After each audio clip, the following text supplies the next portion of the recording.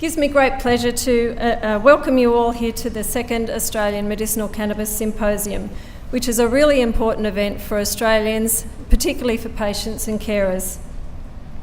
I'd especially like to welcome the Honourable Premier Mike Baird, who's become a champion for this cause of progressing medical cannabis in New South Wales. And I sincerely and personally wish to thank him for that support. Thank you, Mike.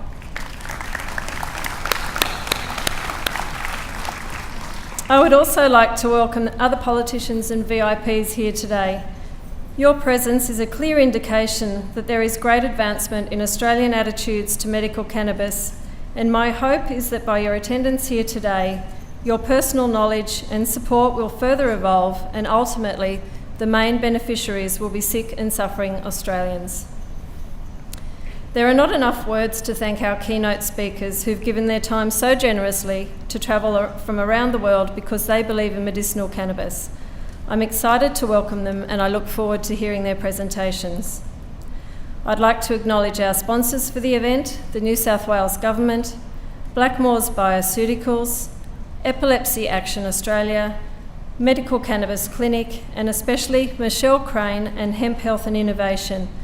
Michelle's efforts, as you can probably appreciate, have been mammoth in putting this event on, and we thank her for that.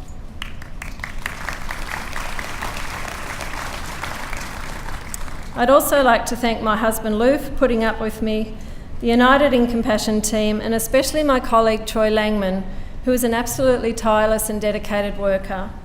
I'm so lucky to have him on our team, and we are all absolutely driven to make compassionate access to cannabis medicines a reality in Australia.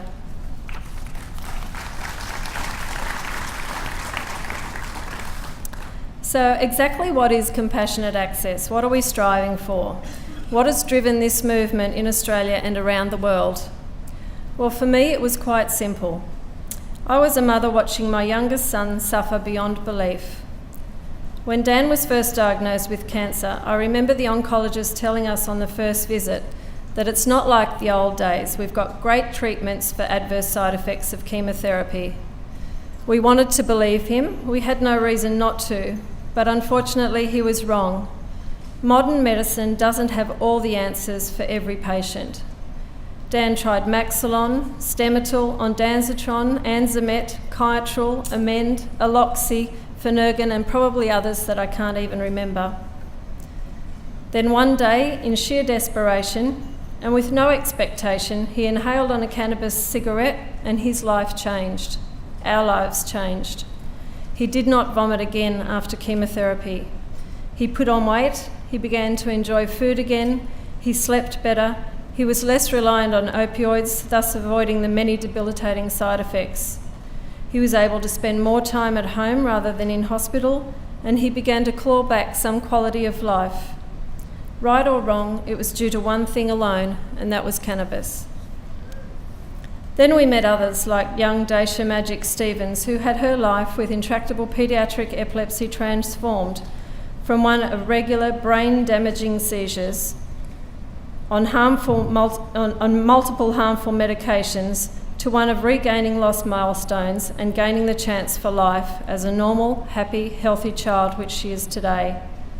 And there are many children just like her out there that are waiting for a better life, and we have some of them here today. I've now met many other Australians helped by cannabis. I met a lady from Tasmania who was planning to commit suicide. Her life with MS had become so difficult. She could barely navigate the front steps of her home. She was so immobile and racked with pain. Medical cannabis allowed her to put away her mobility aids and to regain her independence and her desire to live. I spoke to her just last week, and she was about to go on a long-distance holiday, fully confident and well enough to do so. I've met returned veterans who suffer from PTSD as a result of their war service. Medical cannabis gives them relief from night terrors and helps them to sleep, which is something which we all take for granted. I've met so many people having their quality of life improved with medical cannabis, but the harsh reality is they are still facing an additional burden because they remain criminals. If Dan were alive today, he would still be a criminal. Daisha and her mother are still criminals. Caitlin and Michael Lambert are still criminals. Thousands of Sikh Australians, just like Dan, are criminals, and I think that's untenable.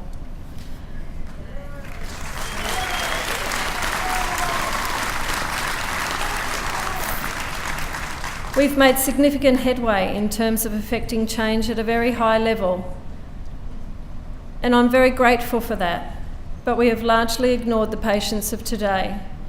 We've begun clinical trials looking at various medical conditions. These trials will be invaluable into the future, probably years from now. We have universities developing programs to study cannabis in animals. That will benefit humanity one day, probably years from now. We have a scheme in New South Wales called the Terminal Illness Cannabis Scheme, but that is not a compassionate access scheme. It does not legislate for protection. It does not include children. It does not allow patients to have their medicine tested for safety. It does not allow other options to resolve dependence on the black market. It does not encourage open dialogue between patients and doctors. Sadly, it falls well short of exercising true compassion. I expect that you'll probably all gain significant knowledge today about the general science, the botany, the chemistry, the physiology, the history, and the future of medical cannabis. But please, keep foremost in your minds the need for compassion around medical cannabis. In my mind, true compassion can only be achieved when patients are treated as individuals and their preferred and now recognised form of treatment is accepted more broadly through a formal and legal scheme. Cannabinoid research is clearly an area where science has not kept up due to a myriad of reasons, predominantly due to prohibition and the war on drugs. But the lack of randomised, double-blind controlled trials should not be used as a roadblock to compassion. The recreational use of cannabis should not be used as a roadblock for the sick who are suffering and prepared to break laws to reduce their pain and suffering. Clearly, cannabis is medicine with the capacity to improve quality of life for some of our sickest. Theirs are the voices that I wish to champion. Thank you. So I would ask you all to help us do just that. If you or a loved one are a medical cannabis user, I would like to appeal directly to you to participate in the online survey on our website. This survey will mark the beginning of a process to validate and learn from your experience so that we are better able to support you as we strive for change. And Dr. David Caldecott will speak more on that tomorrow. Medicinal cannabis is certainly a future treatment option for Australian patients, so I see no reason to delay enacting compassion. The political wheels are turning, and I'm grateful for that, but I implore the New South Wales Government and the Australian Government to play a more meaningful role by decriminalising the act of relieving suffering for people who will soon be able to access medical cannabis lawfully. Many of these patients are languishing under the burden, and like Dan, they do not have the luxury of time. So we have a huge program today, made more so by squeezing in 2 additional segments on the program to give firstly an update on the situation in Victoria on today's program and a presentation on the health economics of medical cannabis tomorrow. So my most difficult role will be ensuring that we run to time, and we're already a bit late today. So we'll shorten breaks if we need to, and I'd ask that you move in and out quickly and quietly and be aware that speakers will not be able to wait for stragglers to start. So finally, I'd like to introduce our host for the day. Mr. Tim Harding is an entertainer and a musician. He's formerly an original member of the hugely successful children's program High Five. He's notably a patron of United in Compassion, but most importantly, he is a dad with his own personal desire for medical cannabis to be a reality in Australia. So I'll leave it to Tim to explain his individual circumstances that make his participation today so relevant. So ladies and gentlemen, I prompt you all to turn off your mobile phones and I'll hand you over to Tim Harding. I hope that you get a lot from the program and have a great symposium, and thank you so much all for coming.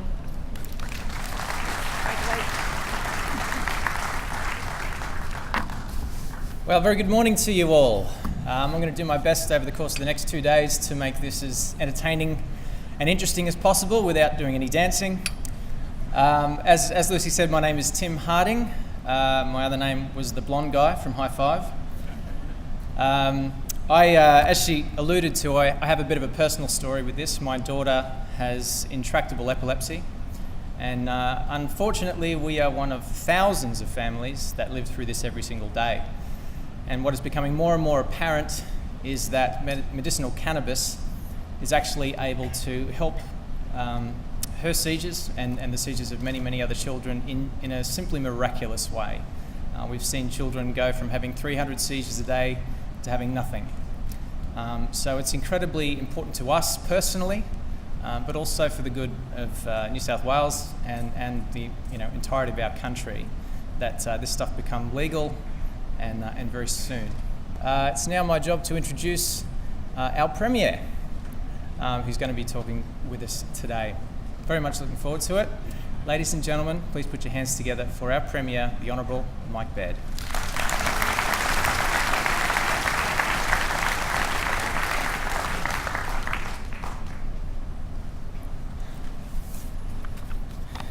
Well, thank you, Tim. And Tim spent many hours in my lounge room with my eldest daughter, who's now 19. She was a big fan of High Five, and most importantly, so was my wife. So she'd be very disappointed she's not here today to see us. So thank you, Tim, for coming along. Thank you for your personal story, in the sense your motivation to make a difference, and that's obviously why you're here. Can I start firstly by just acknowledging the traditional owners of this land and pay my respects to elders past and present for their guardianship of this land for thousands of years. We are truly thankful.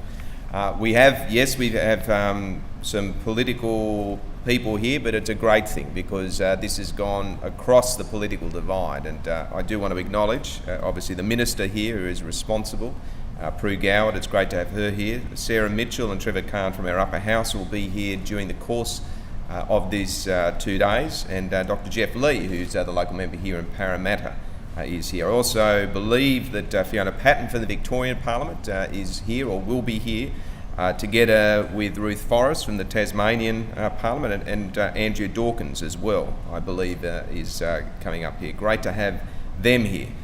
Most importantly, I also want to acknowledge my good friend, Lucy Haslam, an incredible woman that has inspired this nation, and I congratulate her for again having the energy to bring this together, but not just this, but the cause and the call across the country, and I'll come to Lucy in a minute.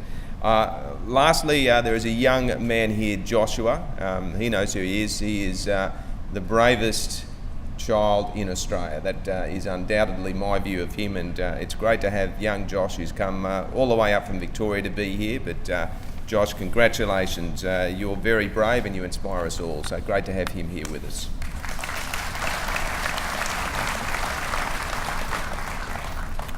And I think today that people are here for many different reasons.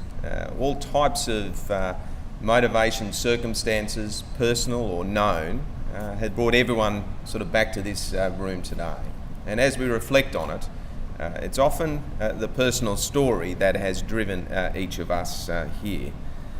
And I'm here for one reason, and that was I had the pleasure and privilege of meeting a young man called Dan Haslam, and his mum and beautiful wife and dad. Now, I have lots of meetings in this job. Indeed, that's how my son sums up my job when asked by his young mates, what does your dad do? I don't know, he has meetings. So that's a pretty simple way of describing it. Some are constructive, but in that discussion, in that context of meetings, there are some meetings that change your life forever. And that was one of those. You know the story of Dan. I can still hear his voice. If I shut my eyes, I can still have that sense of presence. But what I'll never, ever forget was the look in his eyes. There was a fire and brimstone sense. A young man who was in a desperate situation that was determined not just to fight for himself, but to fight for thousands and thousands of others, for everyone else. This was a cause, despite the fact he was in the grips of a terminal illness, was prepared to put himself aside and fight for others. I don't know how you can kind of get that courage. My only hope is that I would be doing something similar, but I can only hope for that. I saw it. And just as importantly, in his eyes was this clear, deep resonance that this, the medical cannabis, is working. And it's changing my life. I'm not making it. We got a moratorium. It's working so well, Mr. Mayor. How long do we have to wait? Yeah. So I'm talking about a young man that has changed my life. So let me just finish that, and I'm happy, sir, if you want to talk to me afterwards, I'm happy to talk to you on the way out. Okay. But in that context, I wanted to act. That was a simple thing. I wanted to act, and we have. As that story changed my life and changed the actions, I think we have a lot to be proud of, not just here in New South Wales, but across the country over the last 20 months. And let me give you a sense of what's happened in 20 months. We have announced a number of trials. Now, people might not be as keen on trials, but those trials are going to change people's lives. $21 million to look at the effective use of medical cannabis. Trials for terminally ill, children with severe epilepsy, chemotherapy patients suffering from nausea. Trials with patient enrolment and results are already starting to roll in. And the expectation is other states around the country want to participate, other patients want to participate in this, and the results already are coming in a way that I think are very positive. But we want the best minds in the country working on this. And that's the important point. One of the challenges with Dan is why should he be trying to work out what sort of structure, what sort of substance, what sort of quantities. Let's get the best minds in the countries to do it. And that is what we are determined to do, to get the best minds working on this and let those in these terrible circumstances fight for themselves. Let them get the position that they can save their energy to fight for themselves. We have introduced the terminal illness cannabis scheme, providing guidelines and access, and I will come to an update on that in a minute. We're also the first, New South Wales, the first to submit a request to the Commonwealth to undertake research to fill knowledge gaps. We've established the New South Wales Centre for Medical Cannabis Research and Innovation here in New South Wales, led by Mary O'Kane, the Chief Scientist, who is determined to do this, to make a difference in this area. And already she has done an outstanding job bringing so many people together. We've seen funds start to flow. So the Lamberts, who obviously on the back of an incredible tragedy, have decided they want significant research and have given $34 million into research at Sydney University. So there is movement across so many levels in this. And I have spoken previously about the desire to want to lead the nation. My thinking is now we have to work together. The more that we can come together on this, the more chance and the quicker we can have action, which I think is a critical part of it. People have said that we are too slow, but I assure you we are moving as we are.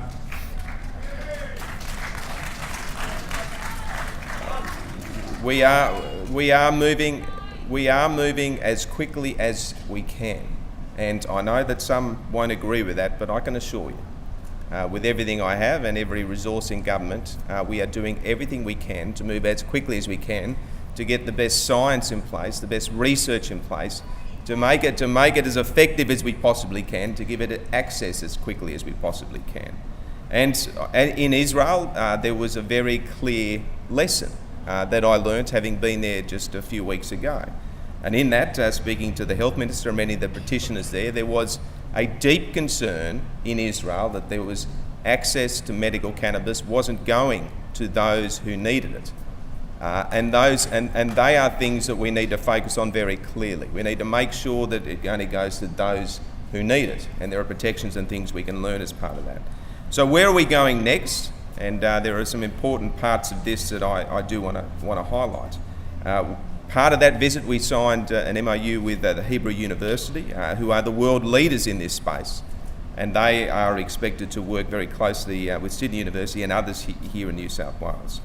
But at the same time, we established the terminal illness cannabis scheme, and I understand the concerns on that. We do understand the concerns, and we are reviewing the scope of that.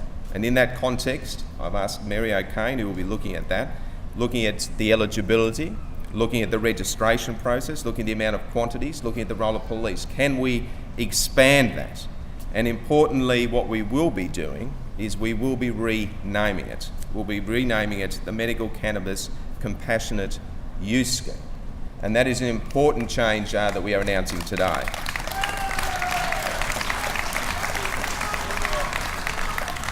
And the reason we are doing that, because Mary, as part of this review, will look at extending access to non-terminal patients, to children with severe epilepsy,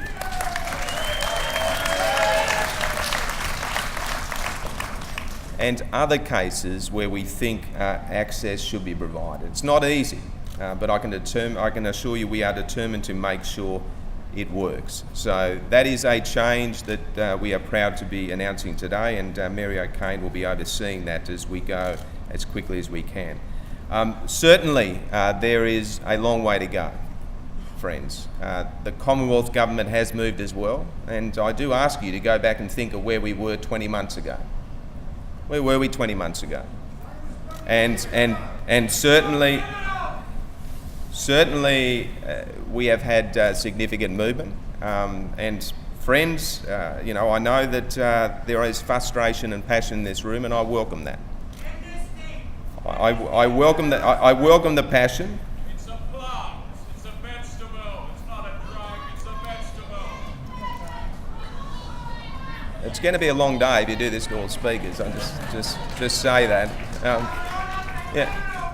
That's okay. Okay, I'm just about to finish. Okay, just 1 second. I'll finish, and then you can talk to me on the way out. Or give me a hug on the way out. Look, friends, but that the voices we hear, I welcome them. I'll tell you why I welcome them. I welcome them because there is a deep desire to make a difference to people in desperate circumstances, and I share that motivation. I'm determined to do it as much as possible in the way that brings the greatest impact and the greatest benefit to as many Australians as I can. And certainly basing that on the science that we are doing, I strongly believe that is the best way to do it while we work on the compassionate access scheme that we have in place. So friends, I thank you for your passion. I know there are differing views on how we get there, but if we get it right, and I thank everyone in this room for their role on being here today, if we get it right, what a difference we can make to this state and nation, and more importantly, what a difference we can make to those in these desperate circumstances, and that is what it's all about. Thank you very much.